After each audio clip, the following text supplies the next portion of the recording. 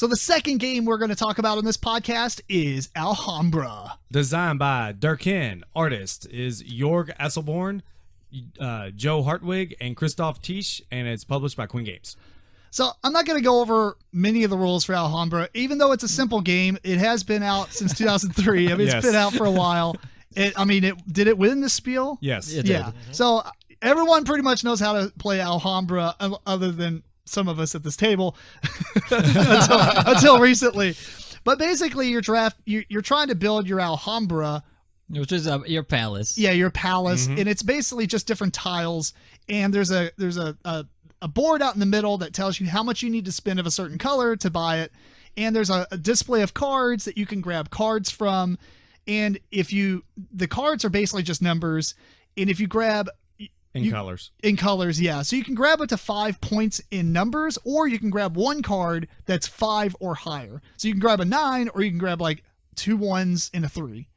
And that would be your turn, other than the fact that you get to purchase something, or you choose to purchase. No, you get cards anyway, right? No, that's your turn. Yeah, that is your turn, right. Cards, or you purchase something. But you can get extra turns by buying one of those tiles with exact change, basically. Mm-hmm. Yeah. Like a baller when you walk into the gas station. Anyway, so when you purchase like a tile that costs 9 and you spend exactly 9, then you get to take another action in which you can buy another tile. You can keep doing this like I think 5 times or something. Well, there's 4 buildings, so you can do it 4 times, and then so you'll have a total of 5 actions. Yep. The tiles are essentially different colors. These are different colors than the colors of the cards. Which there's 4 different currencies, colors, and then there's I believe 6 different colors for buildings. Yeah, correct. So you see the deck of cards with these end of round kind of scoring phase cards, basically 25%, 50%, 75% through the game, and you do 4. You'll stop like 3 or 4 times throughout the game. 3 times. 3 times. And when you stop, you will do scoring, and it's based off whoever has the most of a certain type of or certain color of buildings. And there's a scoring sheet that you're going to have as a reference sheet, and you get points. Then you'll do it. You keep playing and build onto your Alhambra and over and over and over until the end of the game. And whoever has the most points is the winner. So. Yeah. And then when you're doing all that, you're trying to build your outer wall as well. Because you'll get 1 point for each segment of your outer wall, or a continuous wall. Your longest, Mm-hmm. So even though I said we weren't going to talk about all the rules, we pretty much just explained the whole game. Pretty much. Yeah. I mean, there's a lot to it, so that was basically all the rules. Yeah. You have 3 actions on your turn.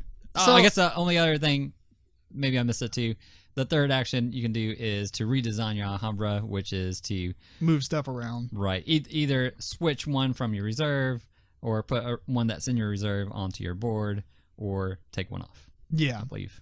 So I think we'll talk quickly about what we think of the game, but we should also mention that if you've never played Alhambra and you're wanting to play a game that's kind of considered classic in the modern board gaming terms, right? Mm-hmm. Is this worth going back and playing? Like, for instance, I think so. Yeah. We've only played it once. I've played it prior. Oh, well, fair enough. I've only played it once. And so, like, comparing it to games now. Does it hold up? Right. Does it hold up? Well, not necessarily that, because if y'all played it in the past and playing it now, it's kind of like you have that nostalgia, like like Catan or something. Sure. But playing a game now that's, been out for a while, 15 years, it's a little different, because there's a lot of games out there that do the same thing. So, sure. Anyway, what did you think of it, Eric, if you played it a couple times? Yeah. I mean, I we just played like the base game. Yeah, we played the base game. It's I would say it's more of a gateway game as the base game. I know, at least with the big box, and there's expansions that came out. I'm not sure on how those expansions came out one at a time, but they're more like modules almost. Was there like 94 of them or something? There's 20. There's 20. Yeah, there's more than what's in the box. There's 20? They gave you the better ones. Yeah. Oh, that's fair. They took all the more popular ones and put it in the big box. There were 5 boxed expansions that came out, and they each had like 4 or 5, 3 or 4 okay, or 5. that would make sense, because I was thinking like each individual one would be too small to. It's more like a Queenie. Right. No, each module. They boxed several of them together, and they came like out. those Queenies. Yeah. Oh yeah. So I would say it's a great gateway game. There's not a lot to it, but I enjoyed myself. So we played it 6 players when we played it, which might be Boo. kind of Too many. Wow. yeah, it's probably too many for what it is because you Yeah. do have that downtime. Which, There's nothing to think about because it's. I always call it the 5 tribes syndrome, where by things the in the time, board are going to change too much for you to really plan ahead. yeah, you plan on the person before you. right. So, anybody else? What do you guys think of it? I agree that it's a decent gateway game because you only have 3 things that you can do on your turn. So it's very ticket to ride in that aspect. You can teach it to somebody, they can grasp it very quickly. I do like the surprise of, when are the scoring cards going to come up? Yeah. There's a bit of tension there. So there's 2 scoring cards that go into the deck of money when those are gets drawn. You fill the board with money and buildings at the end of everybody's turn. Once they've done buying or whatever else. Yeah. So when they come out, you use scoring for a round. There's 3 scoring rounds. First scoring round, whoever has the most buildings of each type gets scored.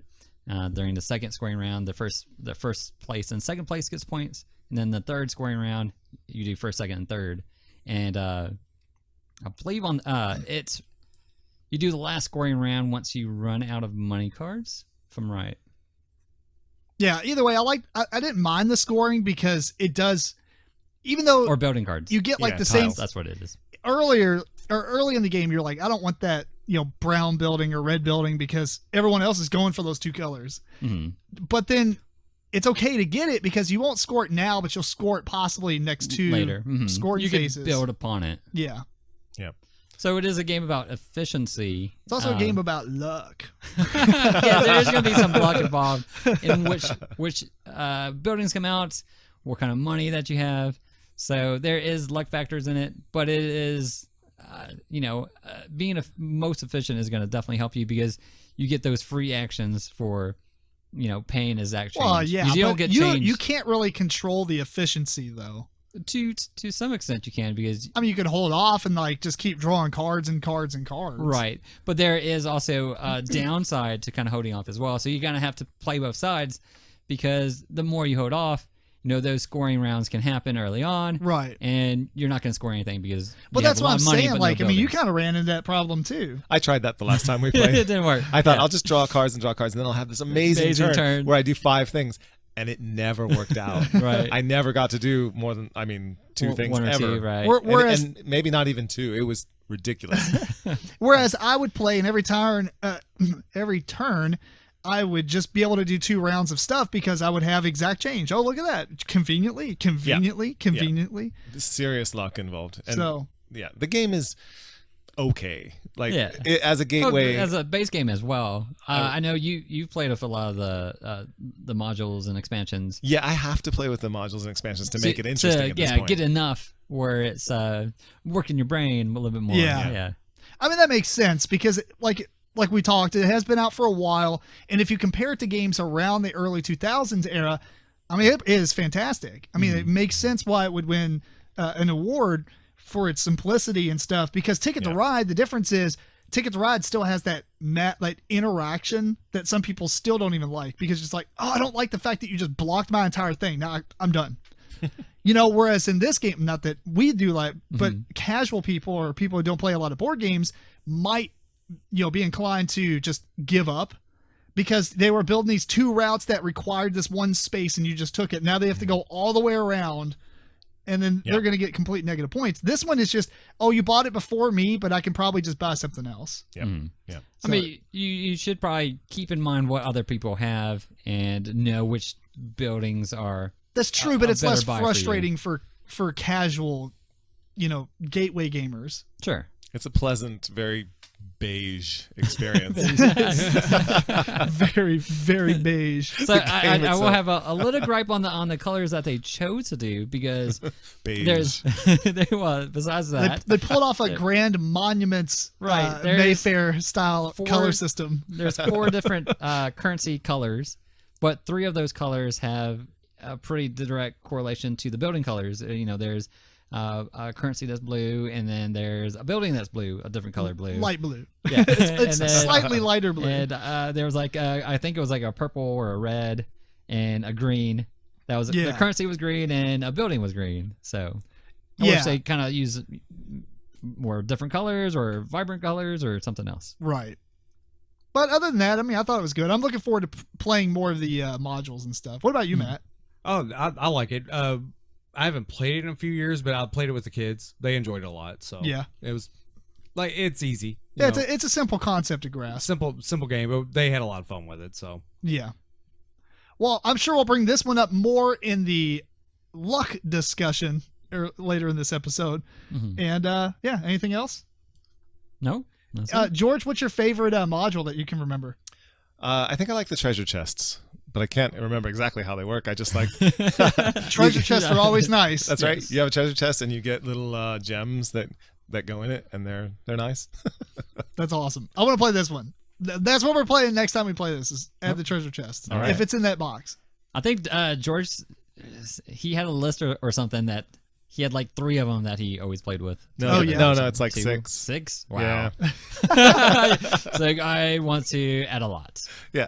Took it from gateway to normal. No, but each one is just Heavy so Euro. little. Each one doesn't do Yeah. that much. Like, for Oh, example, okay. there's the diamonds, and they add another currency, but it's diamonds. They're like a wild currency. Oh, okay. So that's great. There's the change, or I actually would really like that. Almost like that that would sounds get like rid of your luck problem you were complaining about. it helps. probably. Yeah. Yeah. And there's one called change, which is it adds cards that give you +1 or -1, I think, so you can more easily hit that exact amount. So there's just different things, that they're not that big of a change, but they do subtly make the game better, honestly. fair enough. Well, cool. Nothing else? Nope. That's Alhambra.